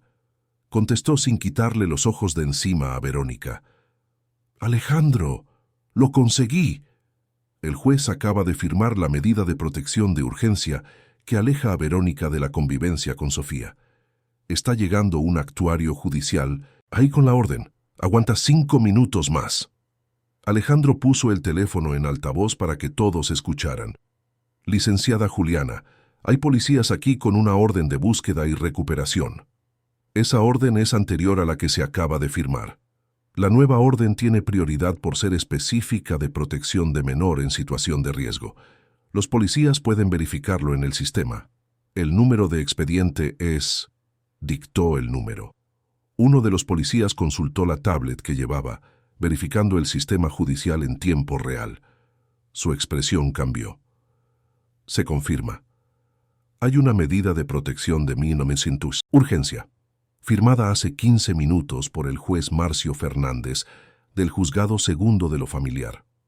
Determina el alejamiento inmediato de la señora Verónica Santana de la convivencia con la menor Sofía Torres, bajo el fundamento de riesgo de daños físicos y psicológicos, basado en dictamen médico y documentación fotográfica anexada al expediente». El policía miró a Verónica con una expresión que mezclaba sorpresa y desaprobación. «Señora, tiene que retirarse inmediatamente. Cualquier intento de contacto con la menor configurará un desacato a una orden judicial». Verónica se puso pálida. Por primera vez, Alejandro vio cómo la máscara se le caía por completo. Había ira allí, ira pura y sin filtro. «Esto no ha terminado, Alejandro. No tienes idea de con quién te estás enfrentando. Te voy a destruir. Tu empresa, tu reputación, tu vida. Cuando termine, no tendrás nada. Ya no tengo nada material que me importe más que Sofía, y ella es exactamente lo que nunca vas a poder quitarme». Ricardo intentó intervenir, pero los policías ya los estaban escoltando de regreso a sus vehículos. En pocos minutos, los coches bajaron la montaña, dejando solo polvo en el aire. Alejandro sintió que las piernas le flaqueaban. Se sentó en los escalones de la terraza, la adrenalina finalmente dando paso al agotamiento. Minutos después, llegó otro coche. Era el actuario judicial, con la orden impresa y sellada. Todo estaba, finalmente, documentado oficialmente. Sofía apareció en la puerta, con doña Irene y doña María justo detrás. La niña corrió a los brazos de su padre, y los dos se quedaron abrazados allí, en medio de la terraza, bajo el sol de Morelos, mientras el mundo a su alrededor lentamente volvía a tener sentido. Los días siguientes fueron un torbellino de procedimientos legales. Alejandro y Sofía regresaron a la Ciudad de México, pero no a la mansión de Polanco. Juliana había conseguido un departamento seguro mientras todo se resolvía. La medida de protección se convirtió en definitiva después de una audiencia donde Sofía fue escuchada por un psicólogo judicial y una trabajadora social. El testimonio de la niña, grabado en una cámara de Gesell apropiada para niños, fue devastador. Describió con detalles que ninguna niña de 8 años debería ser capaz de describir. Las tareas imposibles, el hambre constante, el frío cortante, el miedo que la perseguía a cada momento. El psicólogo judicial reportó signos claros de trauma complejo, estrés postraumático y abuso sistemático. Mientras tanto, la investigación financiera revelaba capas cada vez más profundas del fraude. No eran solo 20 millones, eran 35 millones de pesos desviados a través de empresas fantasma, inversiones falsas, contratos fraudulentos. Ricardo Santana no era realmente hermano de Verónica. Eran socios criminales que habían aplicado el mismo fraude a al menos otras 4 víctimas en los últimos 10 años. Verónica Santana ni siquiera era su nombre real. Era Vera Santos, nacida en Veracruz, con antecedentes penales que incluían estafa, usurpación de identidad y asociación delictuosa. Había cambiado de identidad 3 veces. Tenía un manual, literalmente un documento de texto encontrado en su computadora, que detallaba cómo identificar víctimas, cómo ganarse su confianza, cómo ejecutar el fraude paso a paso. La policía encontró en casa de Ricardo documentos sobre otras posibles víctimas que ya estaban estudiando. Hombres ricos, vulnerables, con hijos. El patrón era siempre el mismo: acercamiento estratégico, matrimonio rápido, acceso a los bienes, drenaje financiero y desaparición antes de ser descubiertos. Alejandro fue la última víctima, pero también fue el primero en resistir con la fuerza suficiente para exponer todo el esquema. El proceso penal avanzó sorprendentemente rápido. Las pruebas eran abrumadoras. Documentos falsificados, videos de vigilancia que mostraban a Verónica y Ricardo en reuniones sospechosas, testimonios de empleados, registros bancarios completos. En 3 meses, ambos fueron condenados. Vera Santos Santana recibió 12 años por estafa calificada, falsificación de documentos, abuso infantil y asociación delictuosa. Ricardo recibió 10 años por los mismos cargos, excepto el abuso directo contra Sofía. La empresa tardó más en recuperarse. Parte de los fondos se recuperó, pero una gran parte se había disipado en cuentas internacionales de difícil rastreo. Alejandro perdió aproximadamente el 40% de su patrimonio, pero sorprendentemente no le importó tanto como imaginó que le importaría. Sofía era lo que importaba, y Sofía estaba empezando a recuperarse. La terapia fue larga y dolorosa. 2 veces por semana, religiosamente, visitaba a la psicóloga, la doctora Elena Rivera, especialista en trauma infantil. Las primeras sesiones fueron difíciles. Sofía tenía pesadillas, se despertaba gritando, tenía miedo de comer, como si todavía esperara ser castigada. Tenía miedo de equivocarse, de decepcionar, de ser abandonada. Pero gradualmente, semana tras semana, mes tras mes, Sofía comenzó a entender que estaba a salvo, que papá no se iría de nuevo, que la comida no era una recompensa condicional, que ser niña significaba poder jugar, equivocarse, existir sin miedo. Alejandro acompañó cada paso de esa recuperación, redujo drásticamente los viajes de trabajo, promovió a ejecutivos de confianza para que asumieran más responsabilidades, implementó un sistema de trabajo remoto que le permitía estar presente, porque se había dado cuenta, de la manera más dolorosa posible, de que ningún éxito profesional valía la ausencia en la vida de su hija. Un año después de que todo comenzara, en una mañana de invierno que no era tan fría como aquella primera, Alejandro se despertó con Sofía saltando en su cama. «¡Papá! ¡Papá!». La doctora Elena dijo que puedo dejar la terapia. Dijo que estoy mucho mejor, que ahora puedo ir solo una vez al mes. Alejandro abrazó a su hija, sintiendo lágrimas de alivio arder en sus ojos. «Estoy tan orgulloso de ti, princesa, tan orgulloso de la niña fuerte que eres». Más tarde ese día, mientras tomaban chocolate caliente en la cocina del nuevo departamento, más pequeño y acogedor que la fría mansión de Polanco, Sofía hizo una pregunta que Alejandro había esperado durante meses. «Papá, ¿por qué la tía Verónica me hizo esas cosas?». Era la pregunta más difícil. ¿Cómo explicar la crueldad a una niña? ¿Cómo darle sentido a lo que no tiene sentido? Sabes, Sofía, a veces hay personas en el mundo que están heridas por dentro de una manera que no podemos ver. Y esas personas, en lugar de buscar ayuda para sanar, terminan lastimando a otros. No es culpa de a quienes lastiman. No es tu culpa. Nunca lo fue. Ella estaba enferma de una manera que la hizo hacer cosas terribles. Sostuvo las manos de su hija, ya casi completamente cicatrizadas. Pero, ¿sabes qué es lo más importante? Que sobreviviste. Eres más fuerte de lo que imaginas. Y ahora estamos aquí, juntos, y nadie nunca más te va a lastimar así, te lo prometo. Sofía asintió pensativa. «Papá, en la escuela la maestra nos pidió que escribiéramos sobre qué queremos ser de grandes. ¿Puedo escribir que quiero ayudar a niños que pasaron por cosas malas, como yo?». Alejandro sintió que el corazón se le encogía y expandía al mismo tiempo. «Claro que sí, princesa. Creo que sería increíble». Y eso fue lo que Sofía hizo. Escribió una redacción sencilla pero poderosa sobre cómo quería ser psicóloga cuando creciera, para ayudar a otros niños a no tener miedo. La maestra se conmovió tanto que pidió permiso para compartirla con la coordinación. La historia de Sofía, contada de forma apropiada para su edad, se convirtió en parte de un proyecto educativo sobre resiliencia y superación. Alejandro, inspirado por la fuerza de su hija, tomó una decisión.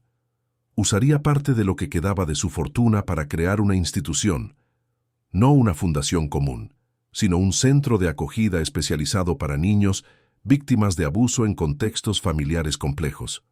Un lugar donde recibirían no solo refugio y alimentación, sino terapia intensiva, educación de calidad y, lo más importante, la comprensión de que lo que les pasó no define quiénes son. El Centro Sofía, como fue nombrado, abrió sus puertas 18 meses después de aquella primera noche terrible. Era una casa grande en una colonia tranquila de la Ciudad de México, con cuartos coloridos, sala de juegos, biblioteca, jardín con columpios y un equipo de psicólogos, trabajadores sociales y educadores especialmente capacitados. Sofía, ahora con 10 años, visitaba el centro regularmente. Conversaba con otros niños, compartía su historia cuando se sentía cómoda. Ofrecía un tipo de esperanza que solo quien ha pasado por el fuego puede ofrecer. Mostraba, con su simple presencia, que es posible sobrevivir, que es posible sanar, que es posible volver a ser feliz. En una tarde de primavera, 2 años después de que todo comenzara, Alejandro estaba en el jardín del centro, observando a Sofía jugar con un grupo de niños recién llegados. Reía, corría, era amable y paciente con una niña de 6 años que le tenía miedo a todo. Veía en su hija una madurez que no debería existir en alguien tan joven, pero también veía una alegría genuina que temía haber perdido para siempre. Doctor Torres. Era Elena, la psicóloga de Sofía, que ahora también coordinaba el centro. estaba observando la misma escena. Es especial, ¿sabe? No por lo que le pasó, sino por lo que eligió hacer con ello. Muchos niños que pasan por un trauma así se cierran o reproducen patrones negativos. Sofía eligió transformar el dolor en empatía. Eso es raro. Es más fuerte que yo, admitió Alejandro. Todavía me despierto a veces a mitad de la noche, pensando en lo que pude haber hecho diferente. ¿Cómo no vi las señales? ¿Cómo fui tan ciego? Elena le puso la mano en el hombro. Usted fue manipulado por profesionales de la manipulación. No, fue ingenuidad ni negligencia. Fue un fraude calculado ejecutado por personas sin conciencia, y cuando lo descubrió, no dudó. Arriesgó todo para protegerla. Eso es lo que ella recordará. No los meses en que estuvo ausente, sino el momento en que eligió estar presente, sin importar el costo. Alejandro asintió, las palabras trayendo un consuelo que no sabía que necesitaba. Esa noche, mientras acostaba a Sofía en el departamento que ahora llamaban hogar, ella hizo algo que no hacía desde hacía mucho tiempo. Le pidió que le contara un cuento. ¿Qué tipo de cuento, princesa? Un cuento con final feliz, donde a todos los que son buenos les va bien al final. Alejandro pensó por un momento. Luego comenzó. Había una vez una princesa muy valiente que pasó por un invierno muy frío. Tuvo miedo, se puso triste, pero nunca se rindió. Tenía un rey que amaba a esa princesa más que a nada en el mundo, pero que a veces se perdía en el trabajo de gobernar el reino. Un día, una bruja malvada llegó al castillo e hizo cosas terribles. Pero, ¿sabes qué pasó? ¿Qué? El rey y la princesa se unieron, lucharon juntos, y al final expulsaron a la bruja. Recuperaron el castillo y aprendieron que el tesoro más importante no era el oro ni las joyas, sino estar juntos. Y vivieron no necesariamente para siempre, porque la vida siempre tiene desafíos, pero vivieron siendo felices en los momentos importantes. Y la princesa creció y se convirtió en una gran sanadora que ayudó a muchas otras personas. Sofía sonrió, con los ojos ya pesados de sueño. Esa historia se parece a nosotros, papá. Sí se parece, princesa, se parece mucho. Esa noche, por primera vez en 2 años, Sofía durmió sin pesadillas. Alejandro permaneció sentado junto a la cama durante 1 hora, solo observándola respirar tranquilamente, permitiéndose creer que quizás, finalmente, lo peor realmente había pasado. Los años siguientes trajeron normalidad. Una normalidad diferente, marcada por la conciencia y la presencia, pero normalidad al fin y al cabo. Sofía creció, hizo amigos, volvió a tener buenas calificaciones en la escuela. Todavía iba a terapia ocasionalmente, pero más como mantenimiento que como necesidad urgente. Aún tenía días difíciles, detonantes inesperados que le traían recuerdos, pero tenía herramientas para lidiar con ellos, apoyo al que recurrir y amor para sostenerse. Alejandro reconstruyó la empresa, más pequeña pero más sólida. Aprendió a delegar, a confiar de nuevo pero con más sabiduría. Nunca más viajó por más de 1 semana consecutiva. Nunca más priorizó los negocios sobre la presencia. Las cicatrices de aquellos meses permanecían, pero eran cicatrices que enseñaron, que moldearon, que transformaron. El Centro Sofía floreció, ayudando a decenas de niños cada año. Se convirtió en una referencia en la Ciudad de México, un modelo replicado en otras ciudades. Historias de éxito comenzaron a surgir, niños que llegaban rotos y salían enteros, no sin marcas, no sin recuerdos, pero enteros al fin. En una tarde de otoño, 5 años, después de aquella primera noche de horror, Alejandro y Sofía estaban en la hacienda de Morelos. Habían regresado varias veces, transformando el lugar en un refugio positivo, reemplazando recuerdos tensos con momentos de paz. Estaban sentados en la terraza, observando el atardecer pintar las montañas de naranja y morado. Sofía, ahora con 13 años, estaba más alta, más madura, pero seguía siendo la misma niña esencial que siempre había sido. Papá, ¿te arrepientes de haberte casado con ella? ¿De cómo fueron las cosas? Alejandro pensó cuidadosamente antes de responder.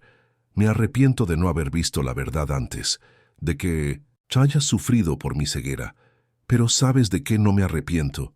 De haber luchado por ti, de haberlo arriesgado todo cuando finalmente entendí, porque aprendí algo importante.